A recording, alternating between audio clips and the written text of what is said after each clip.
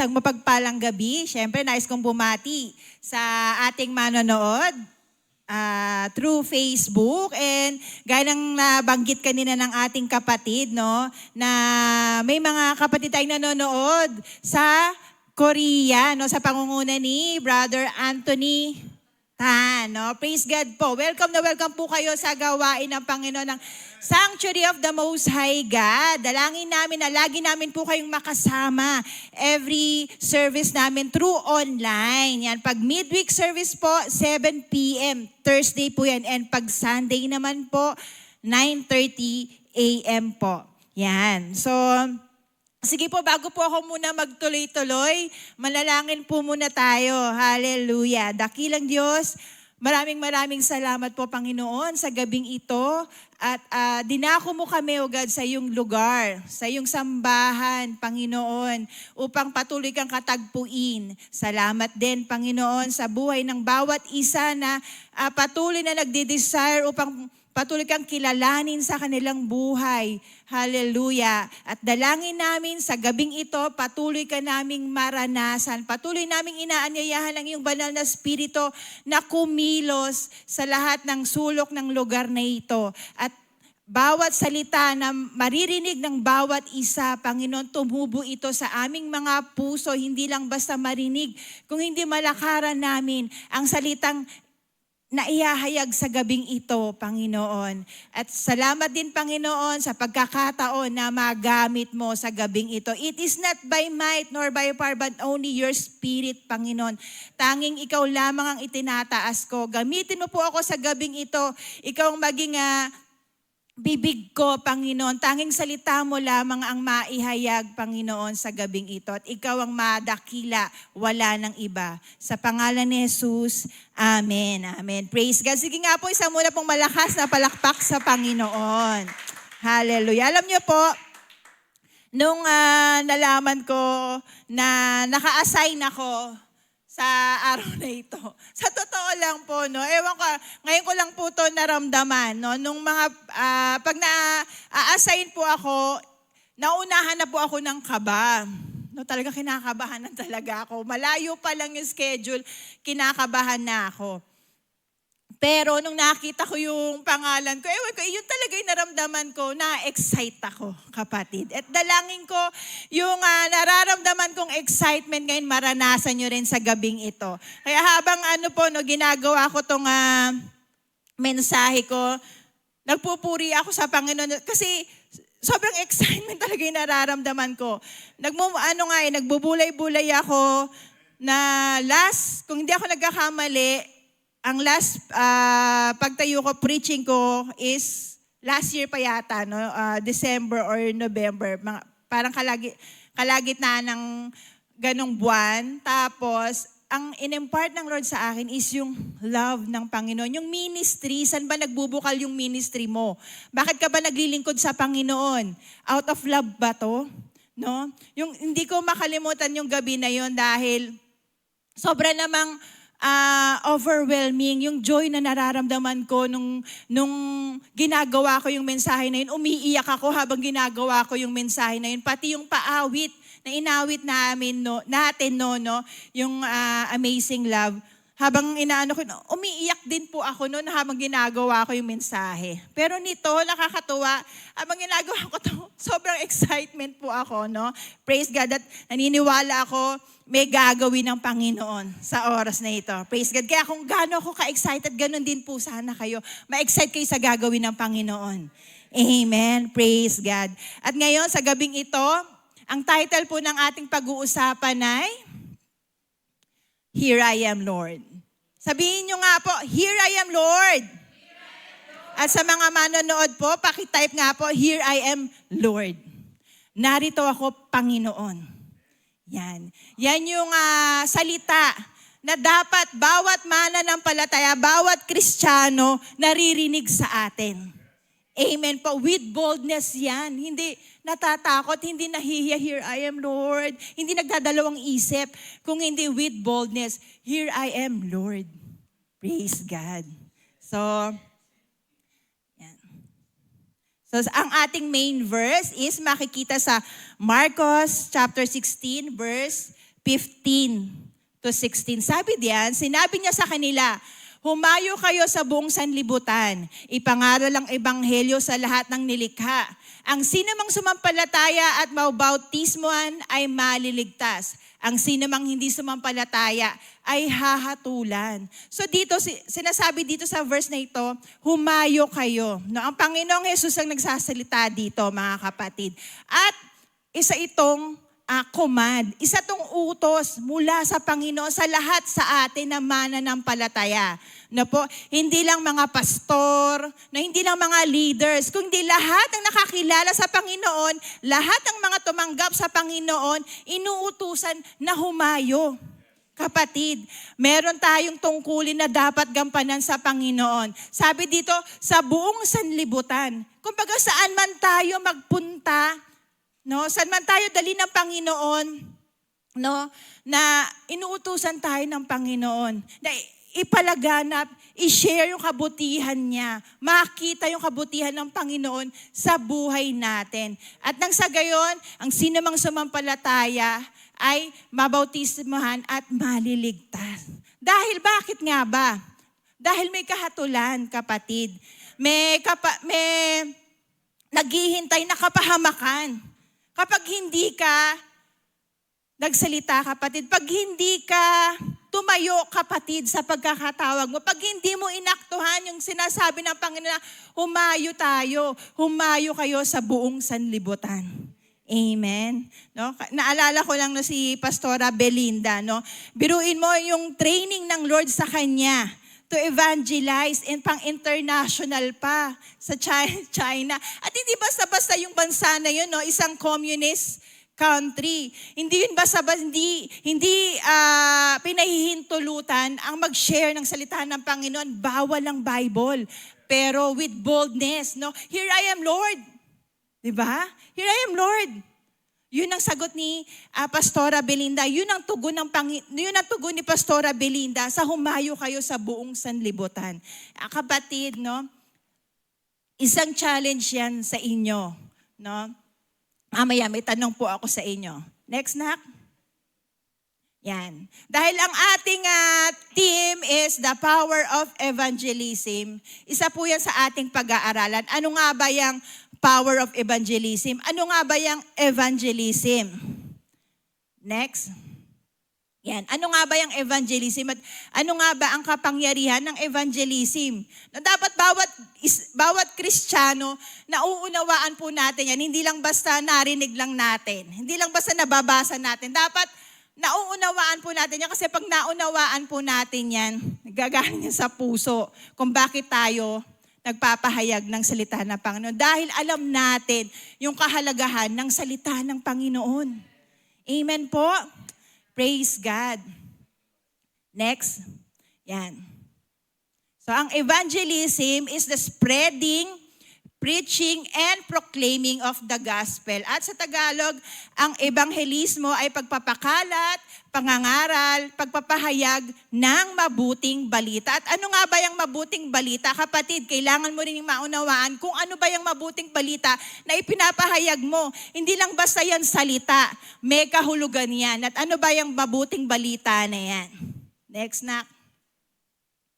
Ang mabuting balita, yan, tumutukoy ito sa kapatawaran ng kasalanan at kaligtasang dala ng Panginoong Jesus sa pamamagitan ng pananampalataya sa Kanya. Yung kapatawaran natin sa Panginoon, no? Lahat ng kasalanan natin, nagawa, magagawa, pinatawad na ng Panginoon. Yan ang mabuting balita na ihahayag mo, kapatid, sa kapwa mo. Amen. Kaya mahalaga na nauunawaan mo tong mga ito, kapatid. Hindi lang basta tayo nag-share, hindi lang basta tayo namigay ng tracts. Mahalaga, nauunawaan natin kung ano yung ginagawa natin. Amen po ba? Praise God. Sabi sa 2 Corinthians chapter 5 verse 20, para kay Kristo kami nga ay mga kinatawan, no? We are the ambassadors of God. Kaya mahalaga dapat po talaga na alam natin kung ano yung ginagawa natin. Alam natin kung ano yung pinamamahagi natin, kung ano yung dala-dala natin. Kasi ambassador tayo ng Panginoon. Tayo ang kinatawan ng Panginoon. No? Sabi dito, kinatawan na waling ang Diyos ang namamanhig sa pamamagitan namin. Nagsusumamo kami alang-alang kay Kristo na makipagkasundo kayong muli sa Diyos. No? Dapat maunawaan din natin, yung dala-dala nating salita ng Panginoon is to reconcile with Him, to reconcile with the Lord Jesus. Okay? Next. Mabilis po ba?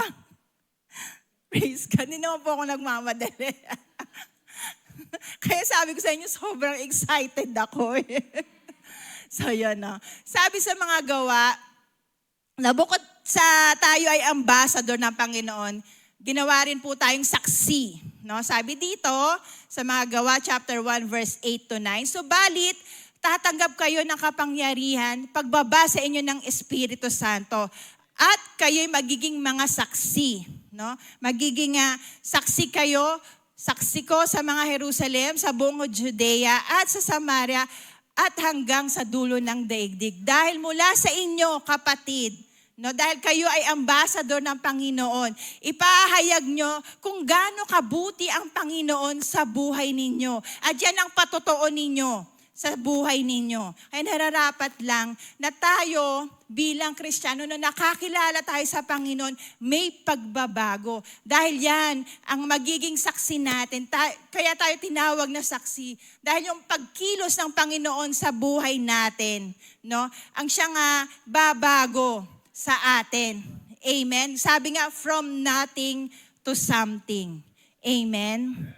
Next. So ito yung tanong ko. Ano ang response mo pag pinag-share ka ng Lord? No, magkakaroon tayo ng evangelism kung hindi ako nagkakamali nito. May schedule tayo ng evangelism. So kapatid, kapag may mga panawakan, kagaya kanina, no po, meron tayong mga announcement. Prayer and fasting, yung sa COD, no po. Kapag may mga panawagan ng ating iglesia, ano ba ang response mo? Next. Ito bang mga response mo? 8, wait lang Lord. Ay, hindi muna Lord, hindi muna ako magpa-fasting. Kasi meron pa akong pupuntahan, may aatinan pa akong birthday. Oh, wait lang Lord. Or B, bakit ako Lord? Bakit ako Lord? Marami naman, mas magaling sila dyan. Sila na lang dyan. Or C, hindi pa ako ready Lord. Yan, hindi pa ako ready, Lord. Marami pa akong dapat asikasuhin. Marami pa akong dapat tapusin. Or D, yes, Lord. Amen. No? Nawa, no? Naniniwala ako dito sa mga taga SMHG, ang lahat na sagot natin ay yes, Lord. With exclamation, no? With excitement, no? Na yes, Lord. Praise God. Sige nga po sabihin natin ng isang malakas, yes, Lord. Yan, praise God. Yan. Ayan. So ngayon po, no, merong dalawang, may istorya sa Bible. Kumbaga, may istorya sa Bible na pagtutuunan nating pansin, no, na nakapukaw ng aking, nakapukaw ng aking attention at naniniwala ko dito ako dinala ng Panginoon, no? At ang dalawang character na ito ay sina Saulo at Ananias. Ang story po nila ay makikita sa mga gawa, chapter 1, verse 21. So sige po, ati pong pag-aralan, no? Basahin din natin. Binuod ko na lamang po yung ibang mga part, pero maaari nyo po siyang basahin sa inyong mga tahanan.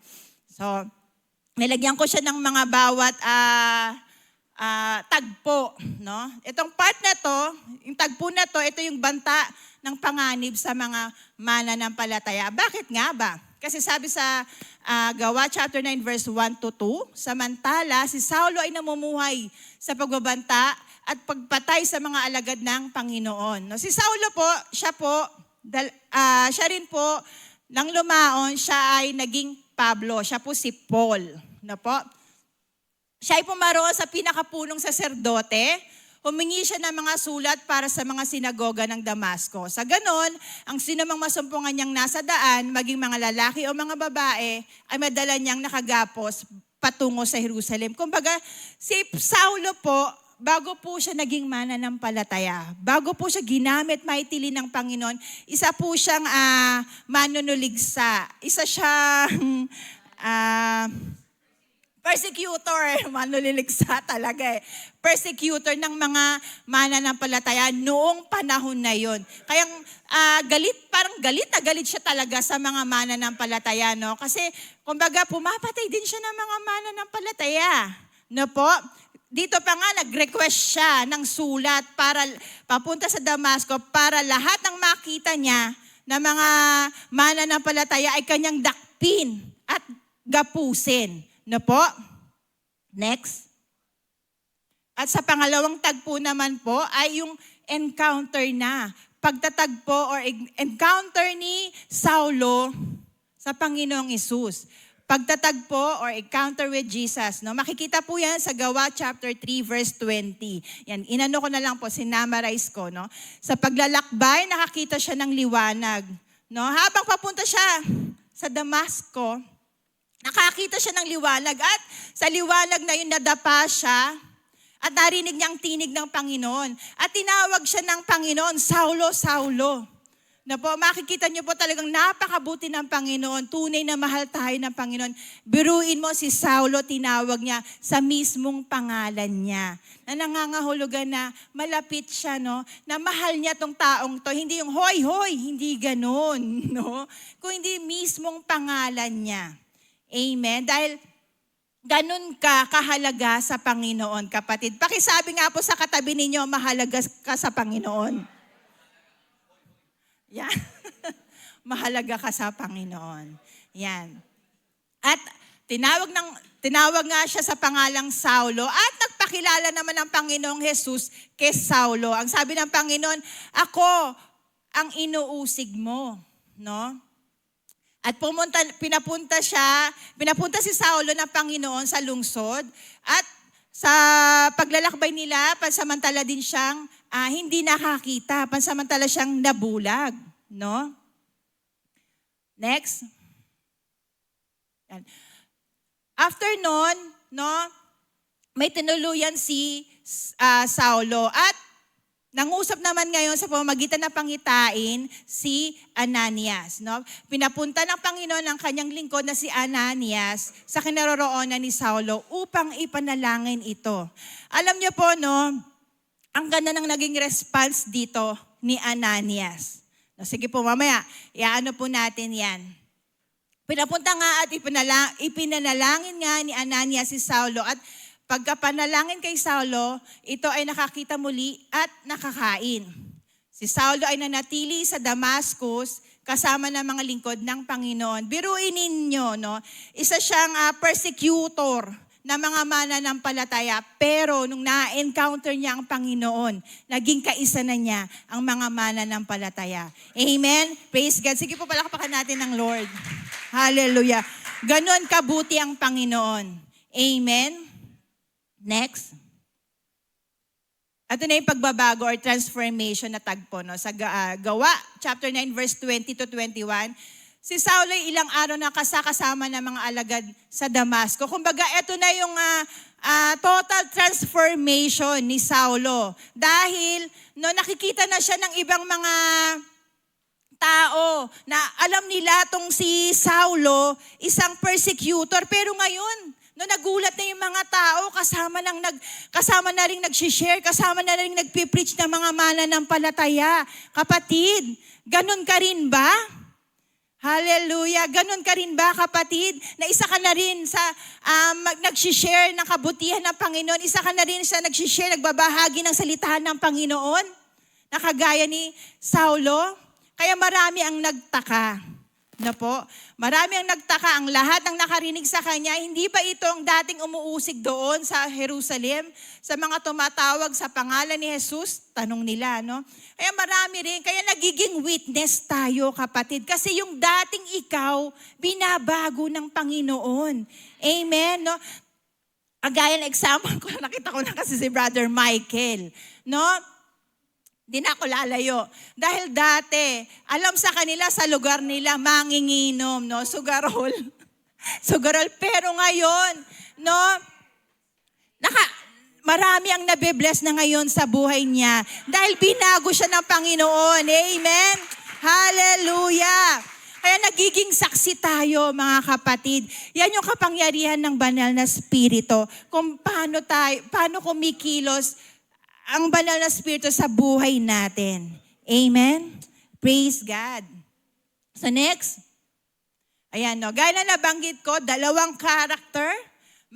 Magkaiba silang character. Si Saulo at si Ananias. Next. Kilalanin natin, no? Isa-isahin muna natin. Unahin natin si Saulo. Si Saulo, isang punong saserdote. Makikita yan sa Acts chapter 9 verse 1. Isa ring mataas ang pinag-aralan, may kaya, mayaman, kasi mataas ang pinag-aralan. No po? Kasi ng mga panahon na yun, hindi ka basta-basta makakapag-aral. No? And masigasig din namang uusig ng mga mananampalataya. Gaya nga ng kanina, no, na binasa natin, no, sa Gawa chapter 9 verse 1, di ba? Nag-request siya ng letter para sa lahat ng na makakasalubong niya ay kanyang madakpin. No, Tagalog na Tagalog. Ha? Ay kanyang dadakpin, hulihin. Ayun. Kanyang hulihin. At gapusin, no? At itali. Ginagawa ko kasi, parang yung sarili ko, na-imagine ko, nandun ako di ba? So, yun po, no? So, yun po yung mga ilan sa karakteristik ni Saulo. Ngayon naman po, dumako tayo kay Ananias. Yan. No? Si Ananias ay isang disipulo ng Panginoong Jesus. Siya rin ay ginagalang na lingkod ng Diyos. At siya rin ay tapat at masigasig na lingkod ng Diyos. Na po? Siya ay mabutihing lingkod ng Panginoon. Gaya na nabanggit ko kanina, next na, sila ay dalawang karakter pero magkaiba. Pero pinagkaisa ng Panginoon. Amen. Posible, di ba? Amen. No, naging united sila dahil yun ang plano rin ng Panginoon kay Saulo. 'Di ba? Kung mababasa po natin yan doon sa chapter 9, no, kasi nung tinawag ng Panginoon si Ananias, nagsabi si Ananias sa Panginoon, Panginoon, kasi nga kilala nga kasi si Saulo, no, na isa siyang persecutor, manunilig sana namin sasabihin ko. Persecutor ng mananampalataya. Pero pinapunta pa rin siya ng Panginoon dahil may magandang plano siya kay Saulo. Na po? Next. Yan. Gaya na nabanggit ko po kanina, si Ananias ay isang disipulo ng Panginoon, ginagalang na lingkod, tapat at masigasig na lingkod ng Diyos at next, siya ay pinagkakatiwalaan ng Diyos. Biruin ninyo, no, sa dinami-dami rin, no, noong panahon na yun, marami-rami na rin ang mananampalataya. Pero, kay Ananias, pinagawa ng Panginoon yung task na ito, itong assignment na ito. At kung titingnan po ninyo, very specific. Pumunta ka doon para ipanalangin. Biruin mo, hindi natakot si Ananias. Kasi kung ako noon, syempre kilala to na pumapatay, na manuliligsa Syempre ikaw, first reaction mo, matatakot. Pero siya, no? Anong sagot niya? Kapatid, next. Sabi niya sa Gawa, chapter 9, verse 10, may isang alagad sa Damasco na nagngangalang Ananias sa isang pangitain. Sinabi ng Panginoon sa kanya, Ananias, sinabi niya, sagot ni Ananias, narito ako, Panginoon. Kulang ako ng N pala. Yan. So, sabi niya, here I am, Lord. Now, praise God. Kapatid, kapag ba naririnig mo ang tawag ng Panginoon, ano ba yung nagiging response mo? Nagtatago ka ba? O isa kang Ananias na, "Here I am, Lord." Amen. Kapag may panawagan ba dito na prayer and fasting, evangelism, ano ba yung response mo, kapatid? No, wait lang. Bakit ako, Lord? No? Hindi pa ako ready, Lord. Or yes, Lord. Here I am, Lord. Amen. Praise God.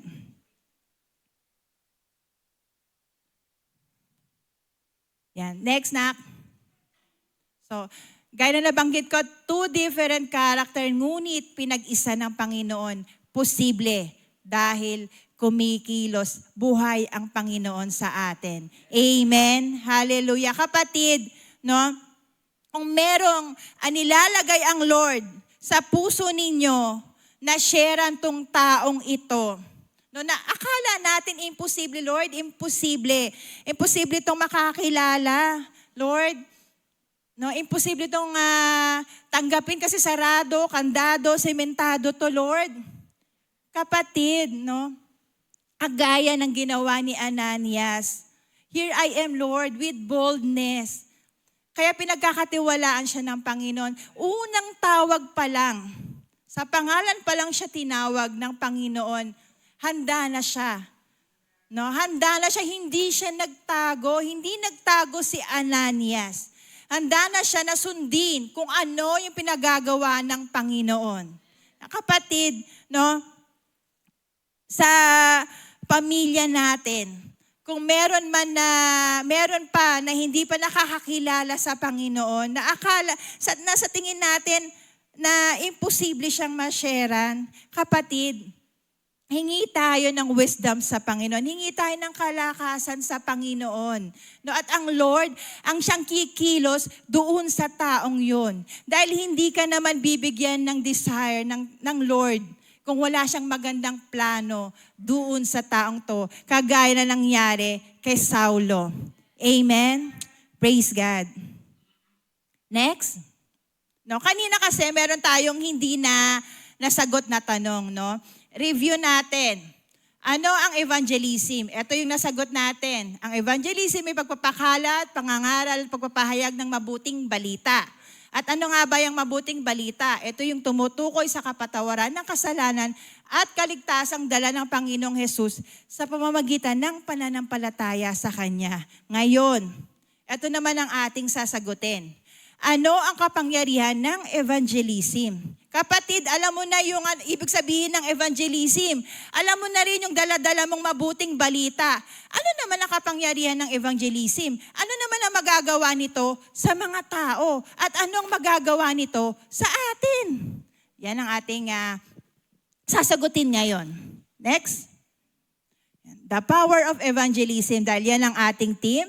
Una, ang kapangyarihang mapuspos ng banal na espiritu upang maging saksi. No, gaya na basa natin kanina, sabi sa mga Gawa, chapter 1, verse 8, "Subalit, tatanggap kayo ng kapangyarihan pagbabasa inyo ng Espiritu Santo at kayo magiging mga saksi ko sa Jerusalem, sa buong Judea at sa Samaria at hanggang sa dulo ng daigdig." Kapatid, no, kapag tayo pinag-share ng Panginoon or may desire na binibigay ang Lord sa atin na sharean mo tong kapatid na ito, huwag kang matakot. Dahil ang Lord ang mismong kikilos para ikaw ay makapag-share. No, maging pamimigay natin ng tracts. No po, akala lang natin simpleng pamimigay lang natin ng tracts yan, pero may ginagawa ang Panginoon dyan. Sa lahat ng mabibigyan mo ng tracts, kapatid, hindi yan nawawalan ng kabuluhan sa Panginoon. Amen. Alam mo, meron po magandang patotoo dyan. Kundi, ang mga anak ko po rin kasi nag-aral yan, sina Abby and si Jan nag-aral yan sa Jesus Reigns. Minsan imbitahan kami sa parent meeting. Nagsalita doon si Bishop Javier. No, nakwento niya yung kanyang patotoo. Sino po dito nakakaalam ng patotoo ni Bishop Javier? Alam po, napakaganda po ng patotoo niya. Alam niyo po, si Bishop Javier, no, isa siyang addict din siya no po. Addict po siya. So, minsan Kasi nabarkada nga po siya, papasok po siya ng eskwelahan, sumakay sila ng jeep, kaya lang yung mga kaibigan niya, yung mga barkada niya, nagkayayaan, no, na hindi sila pumasok, may pupuntahan sila. May pupuntahan silang lugar at no, pagsakay nila ng jeep, may mga sumakay na mga kababaihan, mga women na namimigay ng tracts. No? Nung naabutan si Bishop Javier, nakita niya, no, nabasa niya yung pag-ibig ng Panginoon doon sa tracts. Alam niyo po, napababa siya doon sa jeep at hinabol niya. Hinabol niya yung namigay nung tracts. Alam niyo ba kung sino yung namigay nung tracts? Asawa niya, si Pastora Ligaya. Praise God. So, di ba, napakabuti ng Panginoon. Iba kumilos ang Panginoon, kapatid. Kaya yung mga pamimigay nyo ng tracts, hindi nawawala ng kabuluhan yan, kapatid. No? Sige po, palakpakan natin ng Lord. Praise God. No? Yan ang isa sa power ng evangelism, yung pamimigay natin ng tracts. Amen po. Maging yung pag-share natin online, no po, wala lang si Kuya Bernard na po, yung pag-share lang natin ng online, alam niyo po ba si Kuya Bernard, nakakilala sa Panginoon dahil friend po namin siya sa Facebook. Dati namin siyang kapitbahay sa Villa Pohas. No, nakikita niya yung mga post ni Pastor Benji. Sige ang post ni Pastor Benji ng ating mga gawain. At through that, no po, nakakilala si Kuya Bernard. Praise God. Kaya lahat ng ginagawa natin para sa kaharian ng Panginoon, anuman po yan, hindi po yan nawawalan ng kabuluhan, mga kapatid. Amen. Kaya paggamit ka, kapatid. Amen. Kaya pakisabi nga po natin, here I am, Lord. Praise God. Next, number 2, the power of evangelism, kapangyarihang magligtas sa kapahamakan. No, sabi sa Roma chapter 1 verse 16, hindi ko ikinahihiyang magandang balita. Sino dito nahihiyang mag-share? Sino dito kinahihiya yung magandang balita? No, I hope walang ganyan sa atin. Sapagkat ito ang kapangyarihan ng Diyos para sa kaligtasan ng bawat sumasampalataya. Una sa mga Hudyo at gayon din sa mga Griego. No, praise God. Alam niyo po, nung Sunday, nung nakita ko nagpapaawit, no, si Janjan dito, praise yung pinaaawit niya pero humahagulgol po ako. Sobrang hagulgol ko po na hindi ko ma-explain. Na pati palang si Cathy, umiiyak din. Hinihinga niya ako ng tissue. Wala rin akong tissue. Pero kaming umiiyak. Kasi nakita ko, no, ramdam na ramdam ko ang kabutihan ng Panginoon sa amin. Praise God. Habang nagpapaawit si Janjan, no, sabi ko, Lord, salamat. No, salamat dahil niligtas mo kami. Hindi lang tayo nililigtas ng Panginoon sa kabilang buhay, no, sa kabilang, anong term yun? Hindi lang tayo nililigtas sa kabilang buhay, kung hindi nililigtas na rin tayo ng Panginoon dito sa mundong ito. Amen. Ayaw ng Lord na tayo mapahamak. Amen. Praise God. Kaya salamat sa mga kapatid na nag-share, no? Na-invite ka sa gawain ng Panginoon. Salamat sa mga kapatid na ito na tumayo para i-share ang kabutihan ng Panginoon, para i-share yung kaligtasan sa buhay mo, kapatid. Kaya salamat, no, na merong isang Catherine Diesta. Hello, Beshi. No? Merong isang Catherine Diesta nag-invite sa akin. Kasi habang nagpapaawit, no, si Janjan, Lord, talagang sobrang overwhelming papasalamat ako sa Panginoon dahil kung hindi ako nakakilala, walang amiga dito sa SMHG. Walang Pastor Benji. Baka yung mga anak ko hindi rin nakapagtapos. No? Hindi natin alam. Pero dahil nga mabuti ang Panginoon, maganda ang plano ng Panginoon sa amin at ganun din sa inyo, kapatid. Maganda ang plano ng Panginoon sa inyo. Hallelujah. At kailanman hindi yan magbabago. Praise God. May pinagdadaanan man o hindi tayo exempted dyan, pero Ito ang pangako ng Panginoon sa atin, magtatagumpay ka dahil kasama mo ang Panginoon. Amen? Praise God. Hallelujah. Next, number 3, kapangyarihang magbago ng buhay. Sabi sa Roma chapter 1 verse 17, ito'y sapagkat sa Ebanghelyo, ang katuwiran ng Diyos ay nahayag mula sa pananampalataya, patungo sa pananampalataya ayon sa nasusulat. Ang matuwid ay mabubuhay sa pamamagitan ng pananampalataya. Amen? The just shall live by faith. Amen. Tayo, no, nakakilala tayo sa Panginoon, no, binago at binabago tayo ng Panginoon araw-araw, no? Kaya tayo ipatuloy na nananampalataya sa Panginoon. Amen. Kaya nga gaya ng nabanggit ko kanina, from nothing to something. Kagaya kanina ng binasa nating story na si Paul, di ba, na si Saulo. Kung dati isa siyang persecutor ng mga mananampalataya, ngayon isa na siyang mangangaral. No, isa na rin siyang lingkod ng Panginoon yun ang ginawa ng Panginoon sa kanya. Amen. At ganon din ang ginawa ng Panginoon sa atin. Kaya tayo naririto ngayon upang sambahin, papurihin siya. Amen, no? Dahil na-encounter din natin ang Panginoon, naranasan natin ang kanyang kabutihan. Kaya naman, no, yung willingness natin na magpabago sa Panginoon, kahit hindi natin kaya. Pero dahil sa pamamagitan ng Panginoon, yung pananampalataya natin sa Panginoon, nagagawa natin. Amen. Praise God. Next.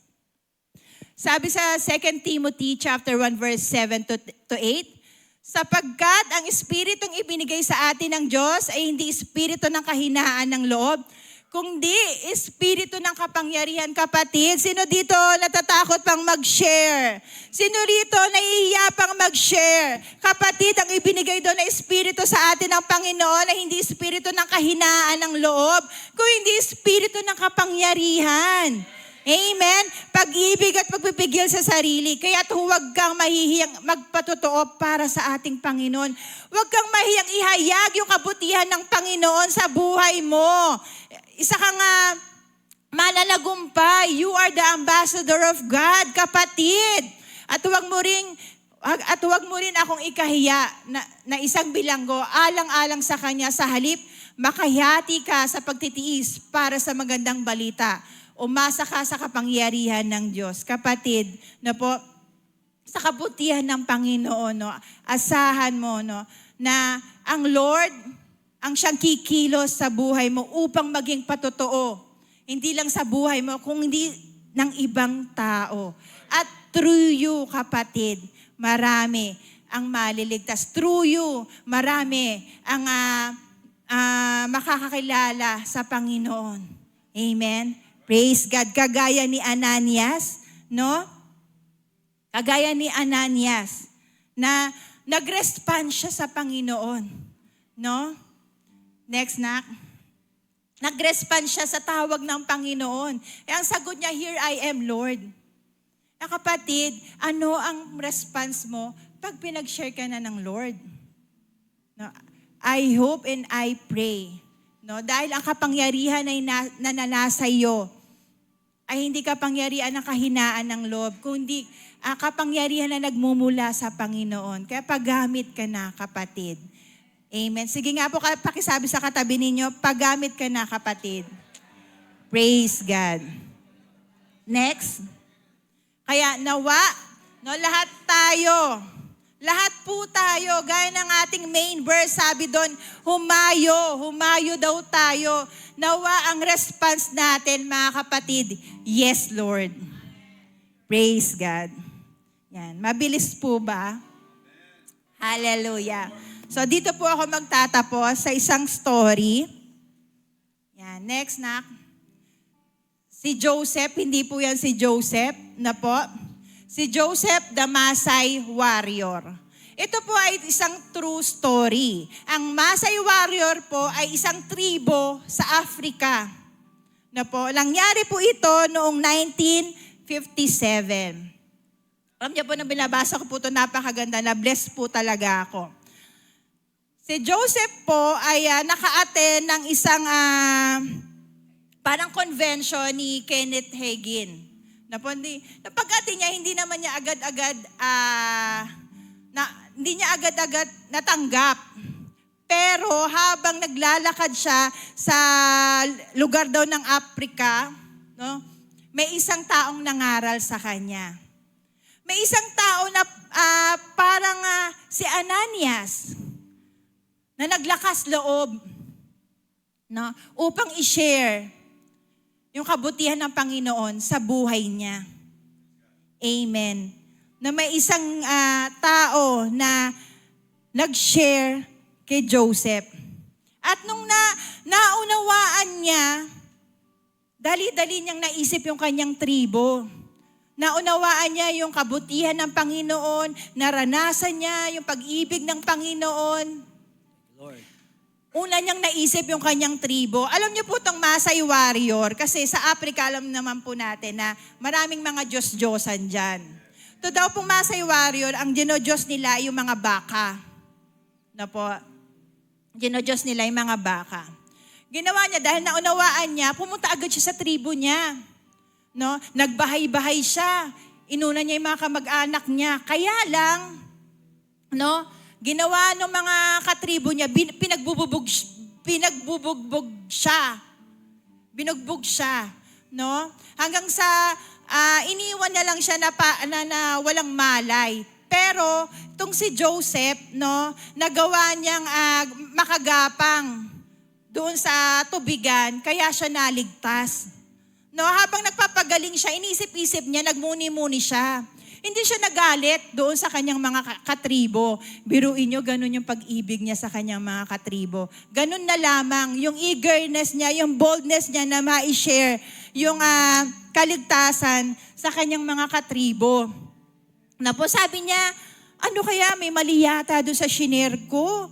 Nag-rehearse siya habang nagpapagaling siya. At nung medyo lumakas-lakas na siya, nagkaroon na siya ng ulirat, no? Medyo pagaling na yung kanyang sugat. Ginawa niya, bumalik siya sa kanyang tribo. Ginawa niya, hindi na siya kumatok sa bahay-bahay. Pumunta na lang siya sa gitna, no? Sa gitna ng plaza. At doon siya nangaral. Narinig ng mga katribo niya. So ginawa ng mga katribo niya, inano na naman siya, kinuha na naman siya at pinagbubugbog na naman siya hanggang sa mawalan siya ng malay na halos mamatay na siya. Pero nakaligtas ulit siya. Sabi nga nung sumulat, kung yung una, remarkable, no? Ano ba tagal na remarkable? Nakakamangha. Pero yung pangalawang pagkakaligtas niya, miracle na. No? Dahil yung mga sugat niya nung una, hindi pa pagaling, bumuka ulit at nadagdagan pa yung sugat niya. No po? Pero hindi pa rin siya nawalan ng pag-asa. Andun pa rin yung eagerness niya na i-share yung kabutihan ng Panginoon sa kanyang mga katribo dahil naunawaan niya kung ano ang mabuting balita. Amen. Kaya kapatid, na po, yung dala-dala ninyo, yung meron kayo na mabuting balita, mahalaga yan. Kaya wag nyo pong itago. Amen. No, continue na ng story, no po. Nagpalakas ulit siya. Nagpalakas siya. So, nung nagpalakas siya, ginawa niya, bumalik siya doon sa tribo. Alam niyo po, hindi pa siya nagsasalita doon sa tribo niya. Nakita pa lang siya ng mga katribo niya, pinagbubugbog na agad siya. Hindi pa siya nagsasalita dahil alam na ng mga katribo niya kung ano yung gagawin niya. Pinagbubugbog na siya. Alam niyo po, no, may mga lalaki, babae ang bumubugbog sa kanya. Bago siya mawalan ng malay, nakita na lang niya na isang babae umiiyak. Na po, hanggang sa pagmulat niya, nung pagmulat ng kanyang mata, na po, nung lumakas na siya, nakita na lang niya yung mga taong bumubugbog sa kanya, ang siya ring taong bumubuhat sa kanya para siya tulungan. At from there, kapatid, alam nyo po, yung mga katribo niyang yon, naligtas, tumanggap sa Panginoon. Amen? Hallelujah! Praise God! Kaya kapatid, na po, pahalagahan po natin kung ano yung tinanggap nating mabuting balita sa Panginoon. At magpagamit po tayo nawa kagaya ni Ananias. No, ang response natin sa Panginoon kagaya niya, "Here I am, Lord." Amen. Praise God. Hallelujah. So napakabuti po ng Panginoon, no? Hindi po nawawalan ng kabuluhan ang lahat ng ginagawa natin sa Panginoon, kahit mabugbog man tayo. Joke lang. Hindi po, no, joke lang. Hindi po yan nawawalan ng kabuluhan. Amen. Dahil yung tinanggap natin, mahalaga po yan. Nagliligtas po yan. Amen. Kaya pahalagahan po natin yan. Amen. Praise God. So, sige po, inaanyayahan ko po ang bawat isa. Hallelujah. Na tayo po ay umawi. Nanayahan ko po si Brother Joseph. Praise God.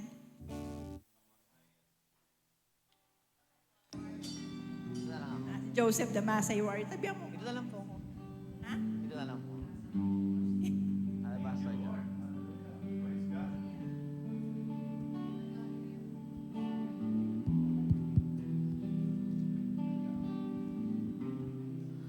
This alabaster jar is all I have of worth. Break it at your feet, Lord. It's less than you deserve. You're far more beautiful, more precious than the oil, the sum of my desires and the fullness of my joy. Like you spilled your blood, I spill my heart as an offering to my King. Here I am, take me as an offering.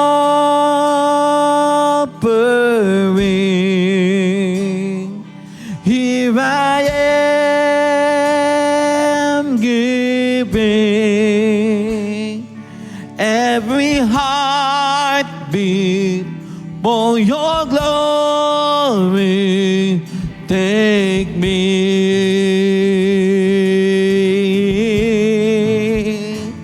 take me. This time that I have left is all I have of worth. I lay it at your feet, Lord. It's less than you deserve. To know I'm little strength, and though my days are few, you gave your life for me, so I will live my life for you. Like I spill your blood, I spill my heart as an offering to my King. Here I am, Lord. Here I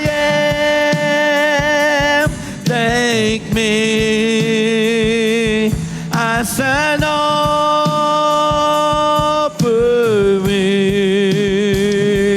Here I am, giving every heartbeat for your glory. Here I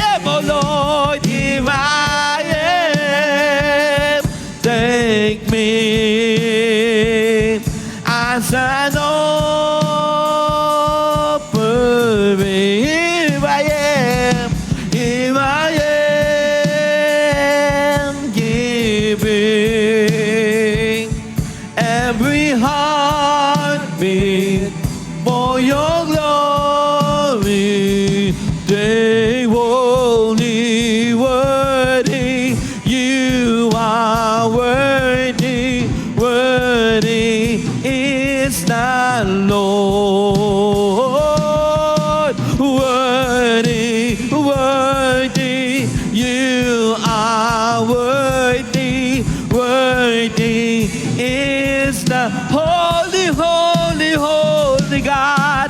Holy, holy, you are holy, holy is the Lord. Holy, holy, you are holy, holy is the Lord. So here I am, take me as an offering.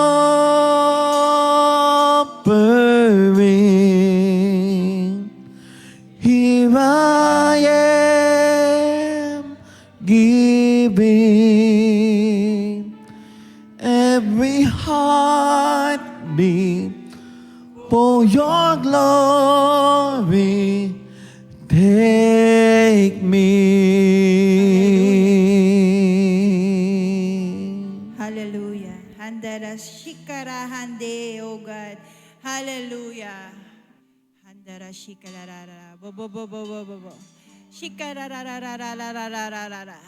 Oh God, hallelujah, hallelujah, hallelujah. Handara shikarararararararara. Oh God, hallelujah. You are powerful, Lord. You are magnificent, oh God.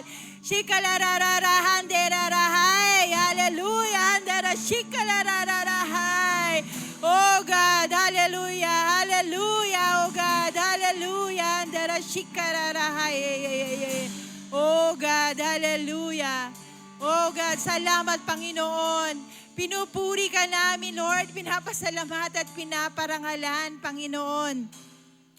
Walang sapat na salita upang i-describe ka. Hallelujah. Ni walang makapapantay sa kabutihan mo, Panginoon. Hallelujah. Hallelujah. Handara shikalarahande. Oh God. Hallelujah. Oh, hallelujah. Handadararara. Oh, shikalarararararararararara. Oh God, hallelujah. Handara shikalararararararararara. Oh, hallelujah, hallelujah. Hallelujah. Shikalararararararara. Hallelujah.